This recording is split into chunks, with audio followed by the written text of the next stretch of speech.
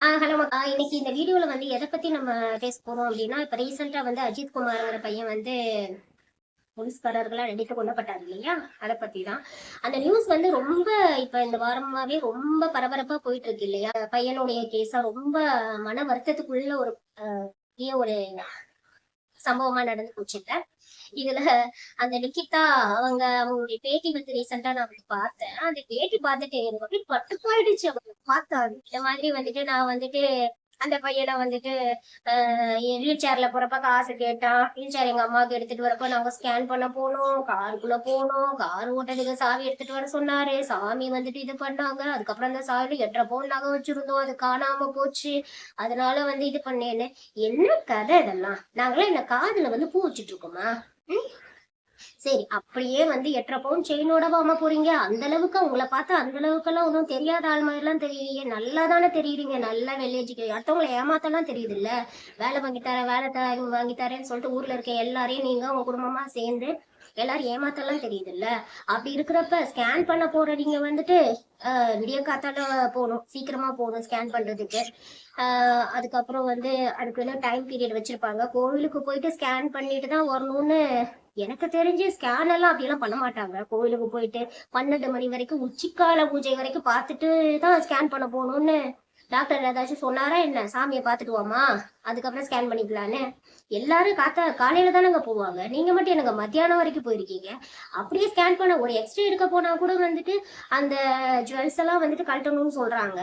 நிறைய பேர் வந்துட்டு அது எஸ்பெஷலா எதுக்கு சொல்லுவாங்கன்னா, அந்த அது வந்து அது ப்ராப்பரான இமேஜஸ் வராது ஸ்கேன் பண்றப்ப அப்படிங்கிறதுக்காக. நெக்ஸ்ட் வந்துட்டு இந்த மாதிரியான உங்களை மாதிரி எத்தனை பேர் டாக்டர் மேல கம்ப்ளைண்ட் பண்ணுவாங்க, அப்புறம் டாக்டரே உள்ள புடிச்சு வச்சிருவாங்க.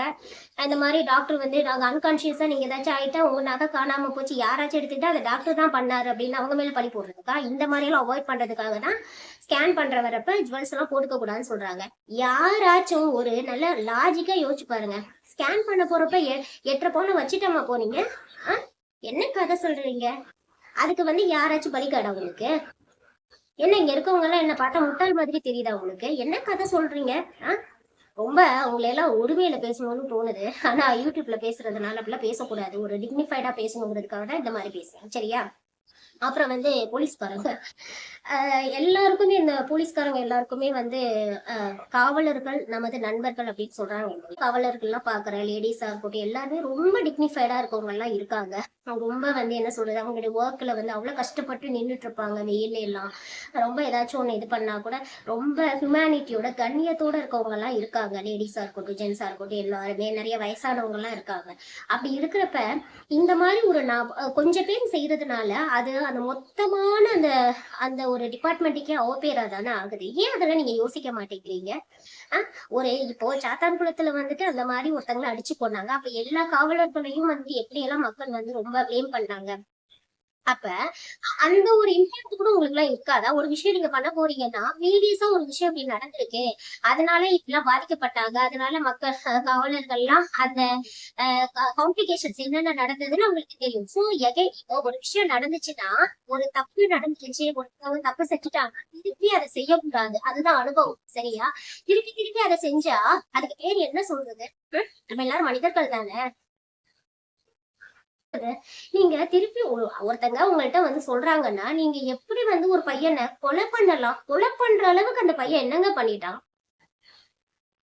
அதுக்காக நகை காணாம போச்சுன்னா கொலை பண்ணிடணுமா? அப்ப அன்னைக்கு கூட ஒரு ஒரு 6 மாசம் 3 மாசத்துக்கு முன்னாடி ஒருத்தன் ரோட்ல போயிட்டு இருக்கப்ப வந்து ஒரு லேடி போயிட்டு இருக்கப்ப ஈவன் வந்து போலீஸ் டிபார்ட்மெண்ட்ல ஒருத்தங்க கிட்ட செயின் எடுத்துட்டு போனா அந்த அம்மா ஒரு ஆளு, அந்த அம்மா கொண்டாந்து கம்ப்ளைண்ட் கொடுத்துருக்குன்னு சொல்லிட்டு அதுவே ஒரு ஃப்ராடு.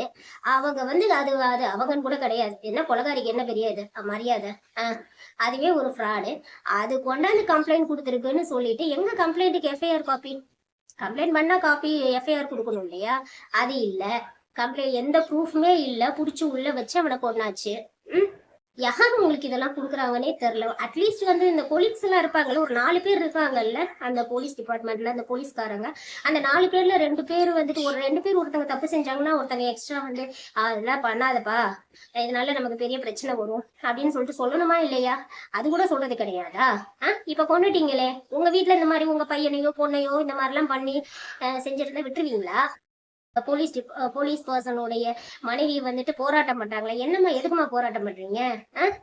ஒரு வீட்டுல ஒரு ஆண் தப்பு செஞ்சா இப்படி தப்பு செய்யக்கூடாதுன்னு கண்டிக்கணும். அந்த உரிமை வந்துட்டு ஒரு வீட்டுல வந்து ஒரு மனைவிக்கு கட்டாயமா இருக்கு. இப்பெல்லாம் மனைவிமார்கள் எப்படி தெரியுமா, வீட்டுக்காரர் வந்து சம்பாரிச்சு கொடுத்தா போதும், நம்ம சொகுசா வாழ்க்கை வாழ்ந்தா போதும், அவ என்ன தப்பு பண்ணாலும் அதை பத்தி நமக்கு கவலை கிடையாது. இந்த மாதிரிதான் மைண்ட் செட்ல பீப்புள் எல்லாம் இருக்காங்க. சரியா, சொசைட்டி அப்படிதான் ஆயிடுச்சு. ஏன்னா கேள்வி கேட்டாதான் வந்துட்டு ஹஸ்பண்ட் வந்துட்டு எதுவும் செய்ய மாட்டாங்க, உடனே டிவோர்ஸ் பண்ணிடுவாங்க. இவங்கனால வந்து ஒரு என்ன சொல்றது, ஒரு சொகுசாவே வாழ்ந்தவங்கனால எப்படி வந்துட்டு ஒரு கஷ்டமான ஒரு சுச்சுவேஷன்ல வாழ முடியாது இல்ல.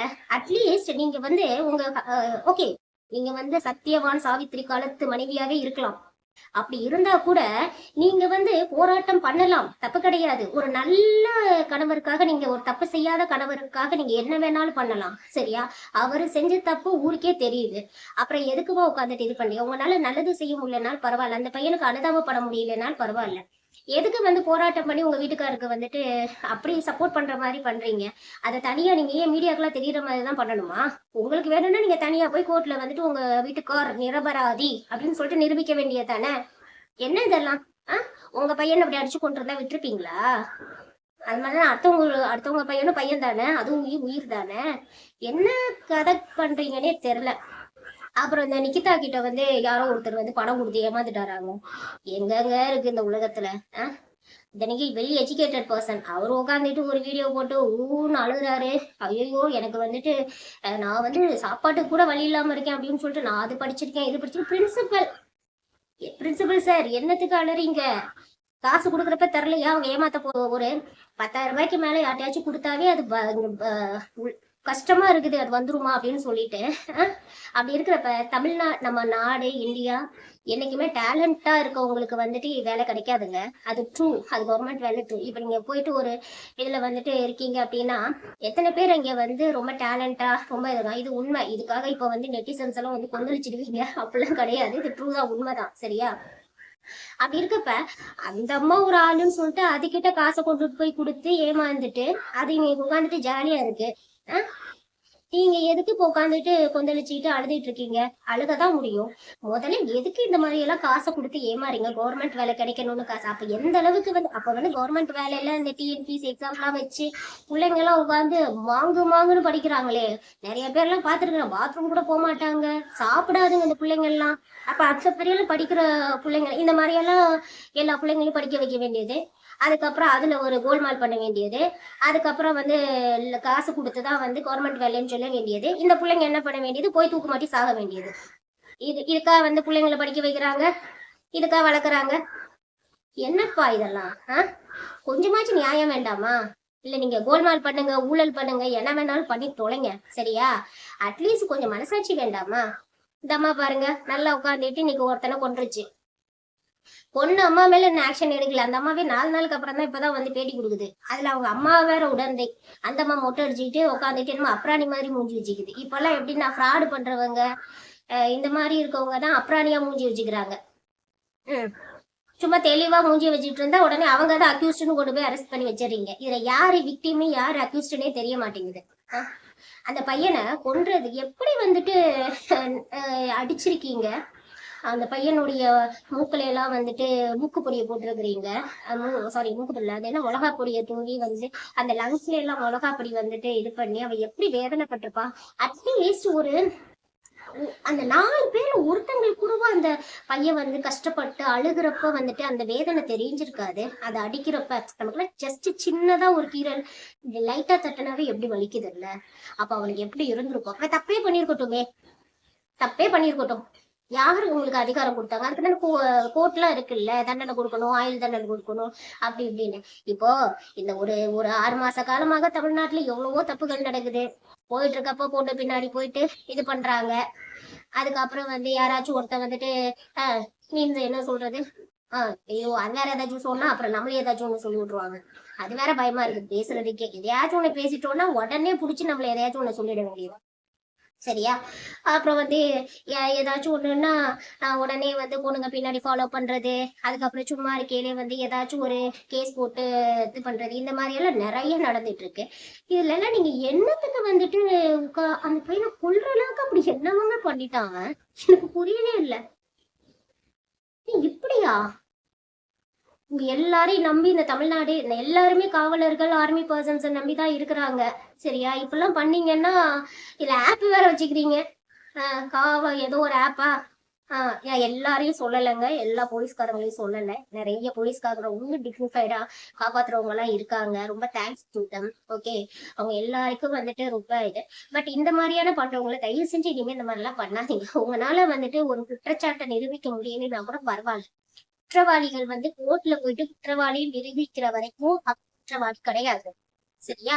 நீங்க வந்து உங்க கையில வந்து சட்டத்தை எடுத்துக்க கூடாது. நானா இருந்தாலும் சரி, மற்றவங்களா இருந்தாலும் சரி, சமஸ்காரங்களா இருந்தாலும் சரி, யாரா இருந்தாலும் சரி.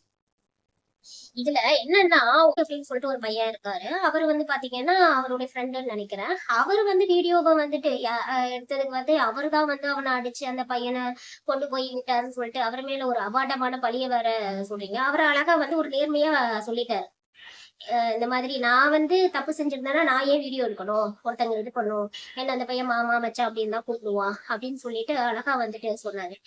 எப்போதுமே வந்து எங்கேயுமே இது நான் நிறைய இடங்கள்ல பாக்குறேன். இப்ப வந்து நம்ம கூட வேலை பாக்குறவங்களா இருக்கட்டும், ஒரு ஒரு இடத்துக்கு போறோம்னா ஒரு தப்புன்னா அதை யாருமே கேட்கவே மாட்டாங்க.